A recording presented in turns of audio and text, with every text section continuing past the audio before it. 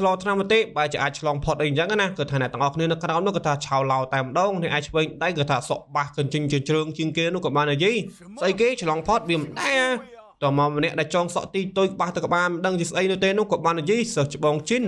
ឥឡូវនេះប្រកាសជាលេងល្បិចមិនខានទេបន្ទាប់មកក៏ថាអ្នកស្ដាំដៃគីមអនោះក៏បាននិយាយដូចគ្នាដែរក៏បាននិយាយមិនហើយសិស្សច្បងជីនជនពៀននេះមិនធ្លាប់បាននឹងរៀនវិធីស្លោឆ្នាំផងហ្នឹងមិននឹងអាចឆ្លងផុតបានទៅនៅថ្នាក់កម្រិតដែនដីថ្នាក់កម្ពុជាអ្វីក៏ដោយក៏នៅតែមិនអាចឆ្លងផុតតែល្អនេះស្អីគេមិនអាចឆ្លងផុតគេប្រកាសជាលេងល្បិចមិនខានទេ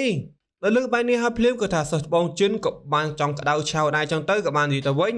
នេះជាឆ្នាំស្លោដោយផ្ទាល់របស់លោកគ្រូពូសូវគ្មាននរណាម្នាក់ខ្ញុំនិយាយឡើងម្ដងទៀតគ្មាននរណាម្នាក់ជាផុតពីឥទ្ធិពលរបស់ឆ្នាំមុនីបាននោះទេសូម្បីតែនៅដំណាក់កាលទី5ក៏ដោយបើសិនបើរាងកាយរបស់គេមិនសមស្របមិនអាចទប់ទល់ជាមួយនឹងឆ្នាំនេះបាននោះគេក៏មិនអាចឆ្លងផុតបានដូចតែគ្នានឹងបើសិនបើអ្នកទាំងអស់គ្នាមិនពេញចិត្តអ្នកទាំងអស់គ្នាអាចសាក